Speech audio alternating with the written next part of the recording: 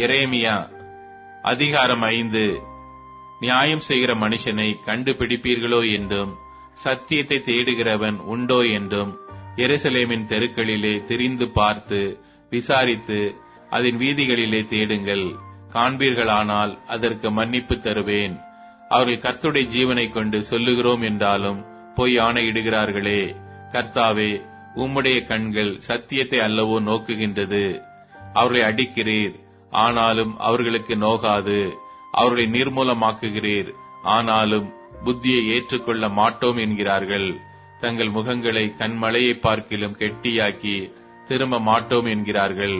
அப்பொழுது நான், இவர்கள் நீசராமே, இவர்கள் மதியற்றவர்கள், கர்த்தருடைய வழியையும் தங்கள் தேவனுடைய நியாயத்தையும் அறியாதிருக்கிறார்கள் என்றும், நான் பெரியோர்களிடத்தில் போய் அவர்களோட பேசுவேன், அவர்கள் கர்த்தருடைய வழியையும் தங்கள் தேவனுடைய நியாயத்தையும் அறிவார்கள் என்றும் சொன்னேன்.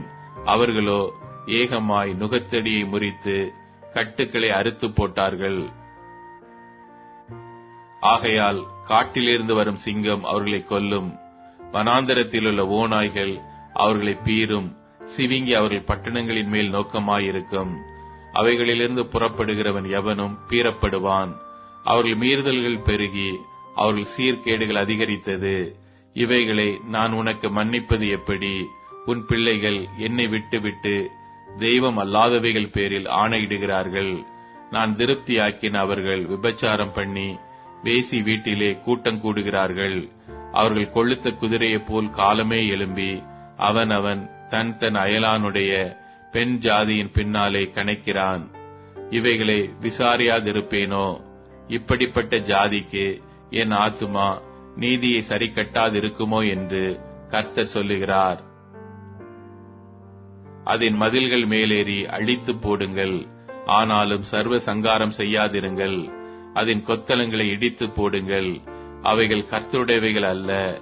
இஸ்ரவேல் வம்சத்தாரும் யூதா வம்சத்தாரும் எனக்கு விரோதமாய் மிகுதியும் துரோகம் பண்ணினார்கள் என்று கர்த்தர் சொல்லுகிறார்.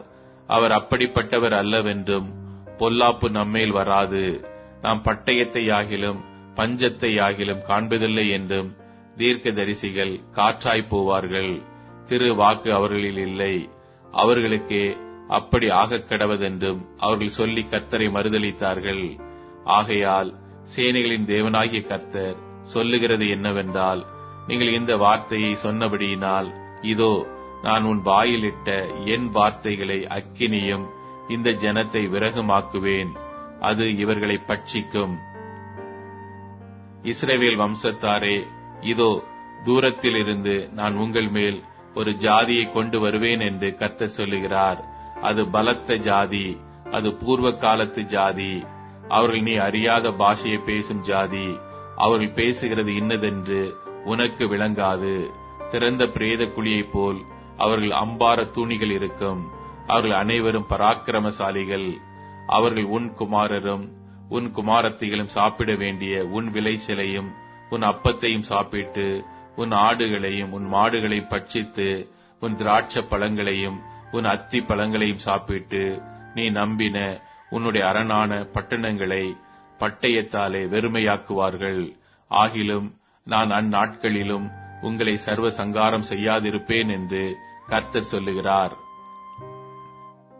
எங்கள் தேவனாகிய கர்த்தர் எங்களுக்கு இவைகளை எல்லாம் எதை நிமித்தம் செய்தார் என்று நீங்கள் கேட்டால், அப்பொழுது நீ அவர்களை பார்த்து, நீங்கள் என்னை விட்டு உங்களுடைய தேசத்திலே அந்நிய தேவர்களை சேவித்தது போல உங்களுடையதல்லாத தேசத்திலே அந்நியர்களை சேவிப்பீர்கள் என்று சொல்வாயாக. நீங்கள் யாக்கோபின் வீட்டிலே அறிவித்து யூதாவிலே சொல்லி கூற வேண்டியது என்னவென்றால், கண்கள் இருந்தும் காணாமலும் காதுகள் இருந்தும் கேளாமலும் இருக்கிற அறிவில்லாத ஜனங்களை கேளுங்கள், எனக்கு பயப்படாதிருப்பீர்களோ என்று கர்த்தர் சொல்லுகிறார். அலைகள் மோதியடித்தாலும் மேற்கொள்ளாதபடிக்கும், அவைகள் இறைந்தாலும் கடவாதபடிக்கும் கடக்கக்கூடாத நித்திய பிரமாணமாக சமுத்திரத்தின் மணலை எல்லையாய் வைத்திருக்கிறவராகிய எனக்கு முன்பாக அதிராதிருப்பீர்களோ? இந்த ஜனங்களோ முரட்டாட்டமும் கலகமுமான இருதயமுள்ளவர்கள், முரட்டாட்டம் பண்ணி போய்விடுகிறார்கள். அந்தந்த பருவத்திலே எங்களுக்கு மழையையும் முன் மாரியையும் பின் மாரியையும் கொடுத்து, அறுப்புக்கு நியமித்த வாரங்களை எங்களுக்கு தற்காக்கிற எங்கள் தேவனாகிய கர்த்தருக்கு பயந்திருப்போம் என்று அவர்கள் தங்கள் இருதயத்திலே சொல்லுகிறதில்லை. உங்கள் அக்கிரமங்கள் இவைகளை விலக்கி உங்கள் பாவங்கள் உங்களுக்கு நன்மையை வர ஒட்டாதிருக்கிறது.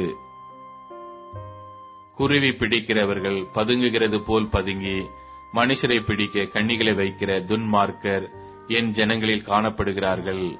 குருவிகளால் கூண்டு நிறைந்திருக்கிறது போல் அவர்கள் வீடுகள் கபடங்களால் நிறைந்திருக்கிறது. ஆதலால் அவர்கள் பெருகி ஐஸ்வர்யவான்களாகிறார்கள், கொழுத்து சளுக்கு பண்ணுகிறார்கள். துன்மார்க்கனுடைய செயல்களை கண்டிக்காமல் விடுகிறார்கள். திக்கற்றவனுடைய வழக்கை விசாரியாமல் தாங்கள் மாத்திரம் வாழுகிறார்கள். எளியவர்களின் நியாயத்தை தீரார்கள். இவைகளை விசாரியாதிருப்பேனோ? இப்படிப்பட்ட ஜாதிக்கு என் ஆத்துமா நீதியை சரி கட்டாதிருக்குமோ என்று கர்த்தர் சொல்லுகிறார். திகைத்து திடக்கிடத்தக்க காரியம் தேசத்திலே நடந்து வருகிறது. தீர்க்கதரிசிகள் கள்ள தீர்க்க தரிசனம் சொல்லுகிறார்கள். ஆசாரியர்கள் அவர்கள் மூலமாய் ஆளுகிறார்கள். இப்படி இருப்பது என் ஜனத்துக்கு பிரியமாயிருக்கிறது. ஆனாலும் முடிவிலே என்ன செய்வீர்கள்?